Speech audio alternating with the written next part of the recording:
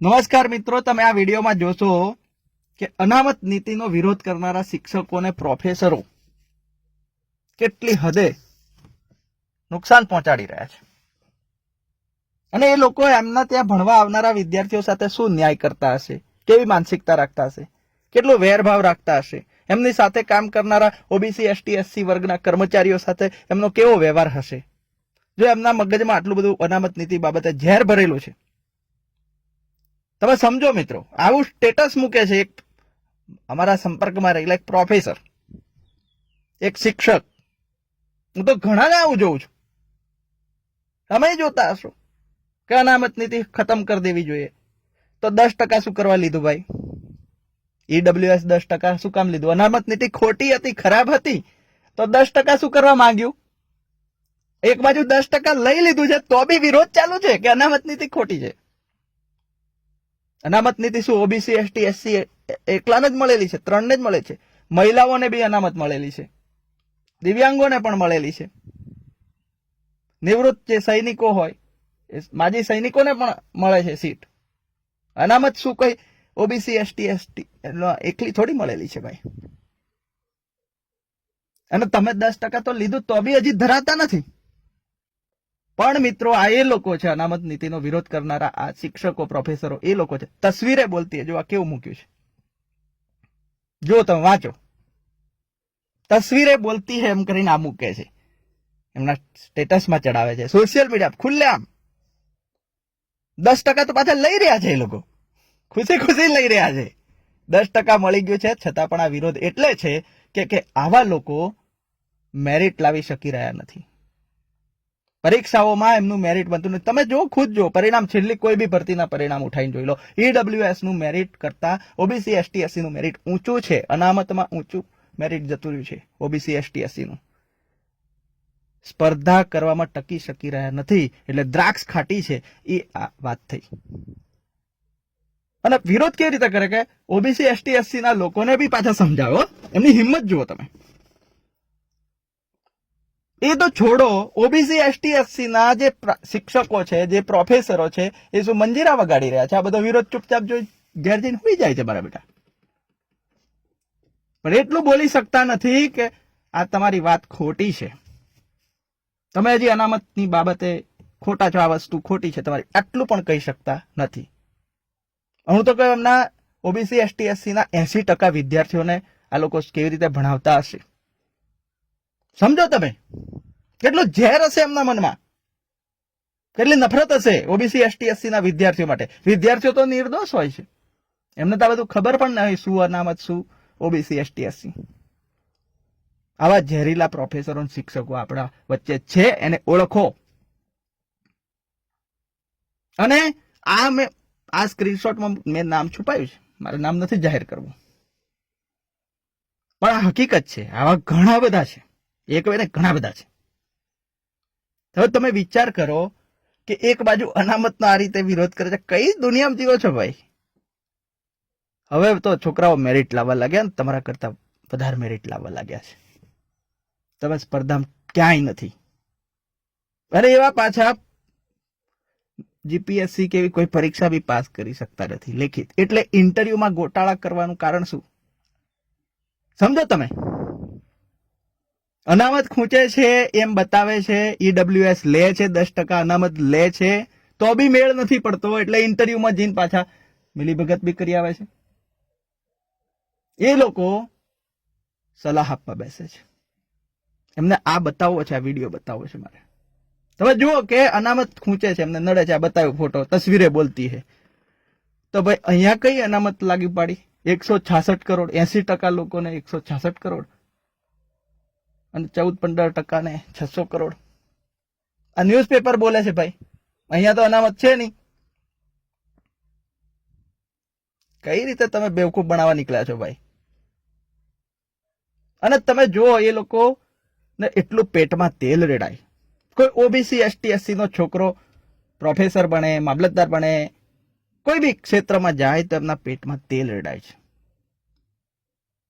પોતાના ભારત દેશનો કોઈ નાગરિક, પછાત વર્ગનો, થોડો ગરીબ વર્ગનો નાગરિક અનામત લઈને થોડો આગળ વધી રહ્યો છે, અને મેરિટથી જજુમીન આગળ વધી રહ્યો છે, તો બી એમને ગમતું નથી. એ પાછા દેશભક્ત બનીને ફરે.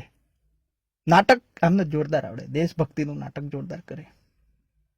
અને આપણા વાળા છેતરાઈ જાય. આપણા ઓબીસી એસટી એસસી ના પ્રોફેસરો, શિક્ષકો જે બી છે, જેટલા બી ભણ્યા છે, એક નંબરના સ્વાર્થી કહેવાય. સ્વાર્થી તો સ્વાર્થી, નાલાયક બી કહેવાય, જે આટલું બધું જોઈને ચૂપચાપ બેઠા છે, મંજીરા વગાડે છે, ચાપલુસી કરે છે, ચમચાગીરી કરે છે. શરમથી ઢાંકણી પાણી લઈને ડૂબી મરવું જોઈએ એમણે. પેઢીઓનું છોડો, લોકોનું છોડો, સમાજનું છોડો, તમારા પોતાના બાળકોને તમે કયું મોઢું બતાવશો કે બેટા હું આટલો સ્વાર્થી બનીને, નાલાયક બનીને જીવ્યો, એમ કેશો? થોડીક તો શરમ કરો. ન્યાય માટે તો બોલો, પણ નહીં. ત્યાં બધું આ લોકો ષડયંત્ર કરે પાછા. હાજી હાજી કરીને સહન કરવાનું. I am class 1, you are class 2. તો હા સર, જી સર. I am class 1, you are class 4. એવું ચાલે છે પાછું. મારે બોલવું જોઈએ કે ના બોલવું જોઈએ, કે કેમ બોલવું જોઈએ, એ સવાલ મને નથી થયા. ખોટું છે તો બોલવું જોઈએ, આ મને દેખાય છે એટલે બોલું છું. અને હું કોઈ આ દબાણમાં આવીને, ટેન્શનમાં આવીને મરવા પડવા વાળો માણસ નથી.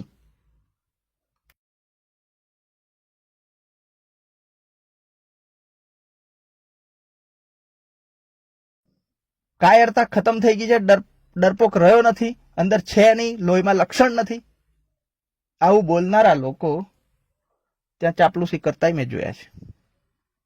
ખાલી બોલવામાં જ. જયારે ખરેખર બોલવાનું આવે તો નથી બોલતા. છટકી જઈને બચી જવું છે.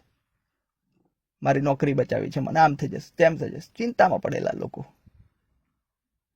ખાસ જુઓ આ વિડીયો, શેર કરો, ગમે તો આ વિગત શેર કરો.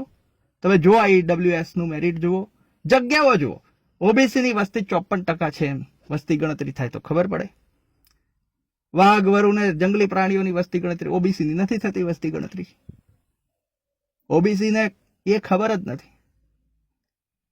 આ જો મંદિરોની અંદર સરસ છે ને, અનામત છે ને. અહીંયા કોઈ વિરોધ નથી.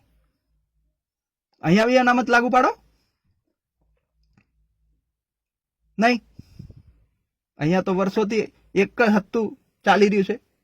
અહીંયા બી ભરતી કરો ભાઈ. પણ નહીં, આપણા લોકોને તો ધૂણવાનું ગમે છે, ધૂણીને મરવા પડ્યા છે.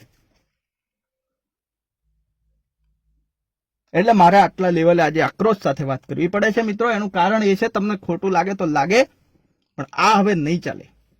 અને આવી માનસિકતા પણ નહીં ચાલે. તમે ભારત દેશના નાગરિક છો, ભારત દેશમાં રહો છો, તો આ બધી બાબતોનું સન્માન કરતા બી શીખો. અને જો નથી સન્માન કરતા આવડતું તો સવાલ કરનારા લોકો આવશે. દેશ વાંચ્યો નથી. દેશમાં પુરુષત્વ વાળા લોકો બી છે, લડશે, બોલશે, અવાજ ઉઠાવશે, સવાલ બી કરશે. બેઠવાની તાકાત રાખીને લડજો. બરાબર છે કે નહીં? આખો દિવસ મંત્ર ભણાવવાનો અમને. માંડ આટલી સંઘર્ષથી નોકરી, ખાવા પીવાના ઠેકાણા ના હોય, ત્યારે એવી પરિસ્થિતિમાં સંઘર્ષ કરીને છોકરું ભણતું હોય, ભણી કરીને છેલ્લે 40 વર્ષ સુધી રાહ દેખે, કેટલી પરીક્ષાઓ આલે, પેપરો ફૂટે, કેટલું વેઠે, હદ બહારનું વેઠે, તારે એને નામની નોકરી મળે. અને નોકરી કરે ત્યાં પાછું આ રીતનું શરૂ થાય. I am class 1, you are class 2, you are class 4. આ બધું શરૂ થાય ત્યાં. પેલો આખી જિંદગી કઈ ગુલામી જ કરવાની લે. હક લઈને આવ્યા છીએ, હક મળી, પણ પેટમાં તેલ રેડાય છે કે એક ઓબીસી નો છોકરો, એક ઓબીસી ની દીકરો, એક ઓબીસી ની દીકરી, એક એસટી એસસી નો દીકરો દીકરી ક્લાસ 1, 2 અધિકારી બને. ઘણા તો મેં તો જોયા છે, ઘણા લોકો બોલતા બી હોય છે. વચ્ચે સ્વામીનો વિડીયો વાયરલ થયેલો, આપણે સાહેબ સાહેબ કરવું પડે છે એમ. એટલે આવું સાહેબ સાહેબ કરવું પડે, એમાં એમને ખૂચે છે કે અમે ઊંચા, તમે નીચા, કેવી રીતે આગળ આવી ગયા. આ વસ્તુ છોડો મિત્રો. આ ભારત દેશની દેશ ભાવના મુજબ નથી તમે ચાલી રહ્યા. અનામત હજી આપવી પડશે જ્યાં સુધી સમાનતા નહીં આવી જાય. જો સમાનતા નહીં આવે, દેશ એકજૂટ નહીં થઈ શકે, દેશ એક મજબૂત રૂપ નહીં ધારણ કરી શકે. અને જો તમે સાચી દેશ ભાવના રાખતા હોત ને, તો આવા તસવીરે બોલતી વાળા સ્ટેટસ ના મૂકતા હોત. પણ તમને તમારા મગજમાં ઝેર ભરેલું છે, અને આ રીતે ઝેરના બીજ રોપશો તો ઝેરના જ વૃક્ષ ઉગશે, એના પર ઝેરના જ ફળ આવશે અને તમારે એ ફળ ચાખવા પડશે. એટલે આ બધું છોડો, આ માનસિકતા છોડો અને આ બધા ષડયંત્રો બી છોડો. ભાઈચારાથી રહો, કેમ કે બધા માટે સારું રહેશે. દેશમાં શાંતિ બનશે, દેશની એકતા મજબૂત બનશે, દેશમાં સક્ષમ લોકોને પ્રતિનિધિત્વનો અવસર મળશે.